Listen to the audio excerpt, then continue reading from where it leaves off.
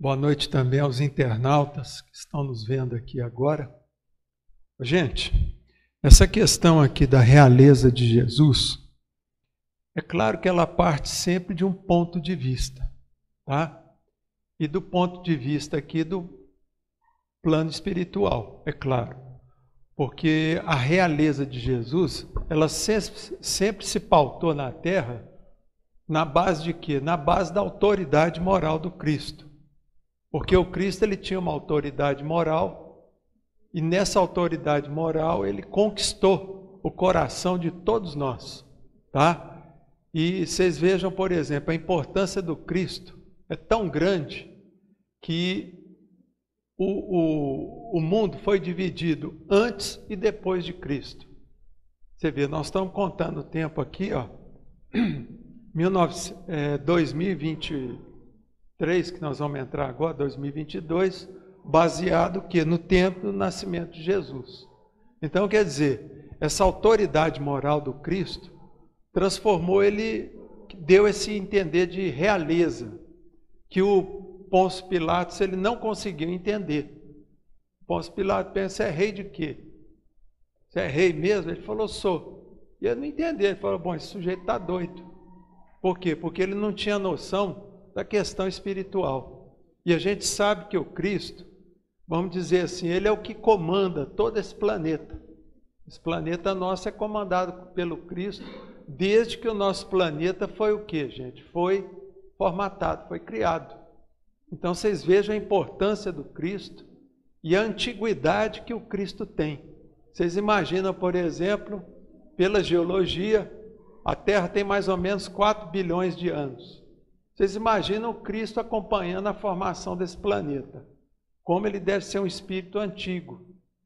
Quer dizer, que já passou por tudo que nós passamos, nessa fieira evolutiva, nessa caminhada evolutiva. Então, quer dizer, gente, a gente vê aqui na frente também um relato de uma realeza terrestre. Quer dizer, ela contando que foi rainha na terra. Foi rainha, quer dizer, ela tinha um poder o quê? Temporal, que foi dado pelo nascimento. Quer dizer, isso não implica o quê nela? O mérito. Então, quer dizer, ela foi rainha e quando ela desencarnou, ela teve o quê? Uma decepção muito grande. Quando ela chegou no plano espiritual, porque ela achou que ia encontrar lá no plano espiritual o quê? Gente para puxar o saco dela, para tratar ela a pão de ló, como diz o outro. E chegou no plano espiritual, ela viu que pessoas que estavam bem abaixo dela, muitas vezes, faxineiros, isso e aquilo, estavam numa posição muito superior espiritualmente. Aí ela começou a compreender, essa rainha, que o que importa é a autoridade moral, quer dizer, a questão da evolução moral. É isso que transforma as pessoas em reis ou rainhas. Vamos dar um exemplo aqui que a gente lembra bem do nosso Pelé. O Pelé, por exemplo, foi considerado o rei do futebol. Quer dizer, ele foi considerado o rei do futebol pelo mérito dele. Pelo mérito. Você vê, mas fala aí em tantos outros, Messi, Maradona, não sei o quê. Gente, mas o sujeito para poder ter o cabedal de ser chamado de rei, tem que ter pelo menos 3 Copas do Mundo no cangote. E o Pelé tinha. Quer dizer, ele ganhou 3 Copas do Mundo. Então, quer dizer, Maradona só ganhou uma, o Messi só ganhou uma. E não vai ganhar mais. Por quê? Porque já estão aposentando. Então, quer dizer, o sujeito para quebrar o recorde aí do Pelé não é fácil, não. E olha que ele jogava um bolão, né, Sônia? A gente não vê ninguém jogando igual o Pelé. Então, quer dizer, isso é um exemplo que a gente está dando, gente, de autoridade, que a pessoa adquiriu pelo quê? Pelo próprio mérito dela. Então, você vê assim, às vezes tem um sujeito que é o rei dos escritores, rei não sei do quê, rei da cocada preta, sei lá. Quer dizer, o pessoal usa esse termo, rei. Agora, o Cristo não, gente. O Cristo, ele era rei mesmo, e é rei. Se a gente for olhar pelo ponto de vista espiritual. Quer dizer, então isso é que importa, tá? E autoridade, gente, a gente tem que tomar muito cuidado.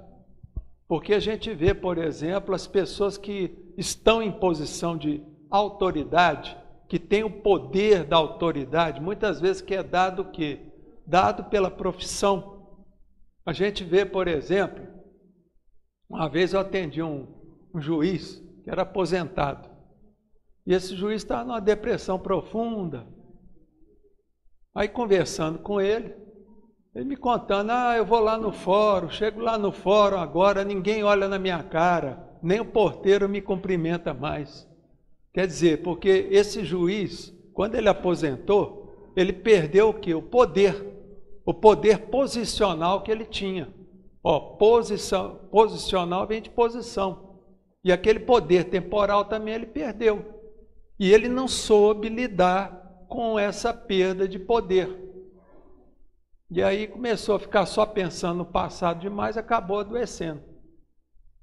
Aí o que eu falei para ele foi o seguinte, o senhor aí é espírita, então como espírita o senhor tem que lembrar o quê? Qual que é a profissão primitiva que o senhor tinha antes de ser juiz? Eu era advogado. Eu falei, mas então, o senhor está aí com 60 e poucos anos, o senhor pode voltar a ser advogado.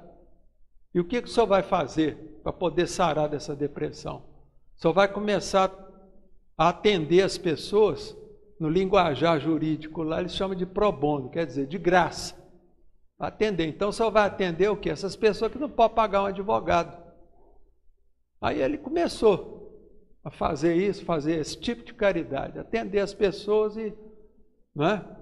Aí ele começou a ver que aquilo ali estava dando uma alegria muito grande para ele. Quer dizer, não era aquela alegria do poder posicional que ele tinha como juiz, mas era a alegria do quê? Alegria verdadeira da pessoa que está fazendo o bem. Porque a gente fazer o bem, gente, é a coisa que dá mais alegria para a gente. É aquela alegria verdadeira, sabe? De poder fazer o bem, de poder fazer a diferença na vida das pessoas. Então esse sujeito, ele descobriu isso. E ele acabou voltando a trabalhar como advogado, depois de aposentadoria dele. E ele começou a trabalhar como advogado. Hoje ele atende pessoas de graça, que é as pessoas que não podem pagar, mas aí também ele está atendendo gente que pode pagar também, está ganhando dinheiro, além da aposentadoria dele. Então, quer dizer, o sujeito ele parou de ficar pensando no passado. Parou de ficar pensando no passado, quer dizer, ele sarou, acabou sarando daquela depressão que ele estava. Tá certo, gente? Então, quer dizer, muito importante isso. E a gente lembrar e tomar muito cuidado com o poder. Porque o poder, gente, não é só você ter uma posição ali dentro do seu trabalho, não. O poder também a gente tem muitas vezes quando a gente está ali casado, no seio da família. Pai, mãe, tem poder. Sobre quem? Sobre os filhos. Então tem que tomar cuidado com isso. Porque muitas pessoas se embriagam com poder, de achar que é alguma coisa. E aí nisso a pessoa pode cometer exageros, tá certo? Porque na verdade a gente observa o quê? Que as pessoas, quando ela tem poder, aí que a gente vê o fundo do caráter das pessoas. É quando a pessoa tem poder. Então, se você quiser saber quem é aquela pessoa realmente, dê poder para aquela pessoa. Aí você vai ver quem ela é de fato, tá certo? Porque o poder, ele costuma o quê? Mexer com duas coisas. Ele mexe com o nosso orgulho e mexe com a vaidade. Então, quer dizer, e as pessoas, a maioria das pessoas, que muitas vezes estão numa posição de poder, elas não conseguem lidar com esse poder e resvalam para o campo do orgulho e da vaidade.